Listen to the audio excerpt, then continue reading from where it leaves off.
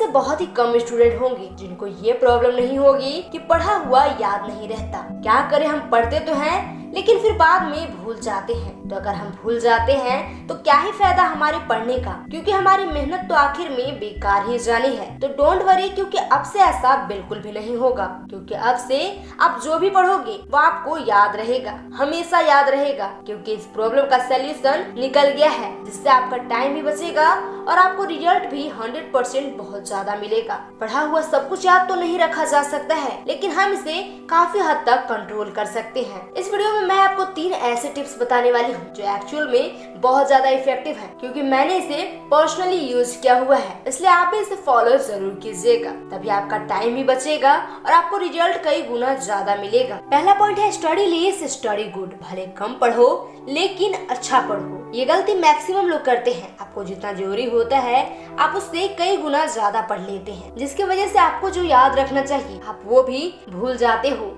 इसलिए कम ही पढ़ो, लेकिन जो जरूरत है वही पढ़ो। विल्फ्रेडो पैरेटो ने दुनिया को एक ग्रेट थ्योरी दिया है जिसे 80-20 का रूल कहा जाता है। इन्होंने एक ऐसा नियम दिया है जो दुनिया के हर वस्तु में हर जगह पाया जाता है। विल्फ्रेडो पैरेटो ने बताया कि आपका जो 20% एफर्ट है वो आपके 80% रिजल्ट में कन्वर्ट हो जाते हैं। इनका कहना है कि आप सिर्फ 20% चीजों पर फोकस करो, आपको 80% रिजल्ट सिर्फ इन्हीं से मिलेंगे। एग्जाम्पल के तौर पर विल्फ्रेडो पैरेटो बताते हैं कि दुनिया का जो 80% पैसा है वो इस दुनिया के 20% लोगों के पास है। 80% क्राइम दुनिया के 20% लोग करते हैं। साथ ही जो 80% ट्रैफिक है वो दुनिया के 20% रोड्स पर होती है। और तो और ये बताते हैं कि दुनिया का 80% शराब इस दुनिया के 20% शराबी पी जाते हैं। सबसे इम्पोर्टेंट फैक्ट यही है कि 80% रिजल्ट हमारे 20% एक्शन से आता है। यही सेम रूल आपकी पढ़ाई में भी लागू होता है। आपके सिलेबस का पढ़ा हुआ 20% आपको 80% दिलवा सकता है। इसलिए आप 20% मोस्ट इम्पोर्टेंट चीजों को निकालिए और उनको पढ़िए, क्योंकि वही 20% मोस्ट इम्पोर्टेंट चीजें आपको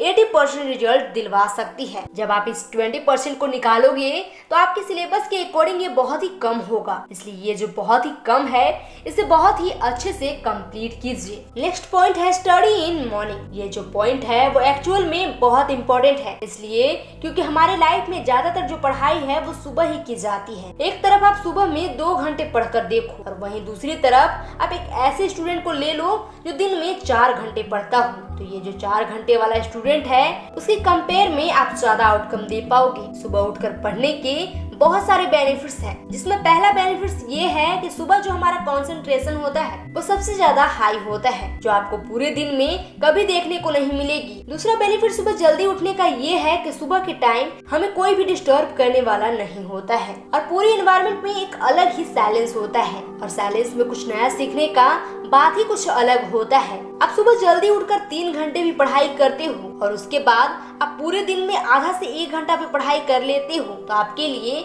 बहुत काफी है। कहने को तो हम 10 घंटे पढ़ लेते हैं, लेकिन जो 2 से 3 घंटे की पढ़ाई होती है वही सबसे मेन चीज होती है, बाकी सब तो दिखावा है। सुबह के टाइम हमारा जो ब्रेन होता है वो ज्यादा एक्टिव होता है, जिसकी वजह से उस टाइम जो भी हम अपने ब्रेन में डालने की कोशिश करते हैं हमारे दिमाग में वो अच्छे से चला जाता है। इसलिए सुबह के टाइम में पढ़ना शुरू कीजिए। थर्ड एंड सबसे लास्ट पॉइंट है रेस्टिंग बिटवीन स्टडीज। तीनों में से ये सबसे ज्यादा इम्पोर्टेंट पॉइंट है, इसके बारे में आप जानते तो सभी हैं लेकिन आप इसे फॉलो नहीं करते हैं, और वो है पढ़ाई के बीच में रेस्ट लेना। कुछ लोग ऐसे होते हैं जो पढ़ाई के बीच में बिल्कुल रेस्ट नहीं लेते हैं, तो वहीं कुछ लोग ऐसे होते हैं जो बहुत बड़ा रेस्ट ले लेते हैं, जिस वजह से कुछ लोगों की पूरी जिंदगी रेस्ट लेने में ही निकल जाती है। इसलिए आपको ये गलती बिल्कुल भी नहीं करनी है और आपको पढ़ाई के बीच में थोड़ा रेस्ट लेना है। स्टडी के टाइम आपको कितना रेस्ट लेना होगा कितना नहीं ये आपको खुद अपने अकॉर्डिंग तय करना होगा कि आपको फिर से एनर्जी प्रोड्यूस करने में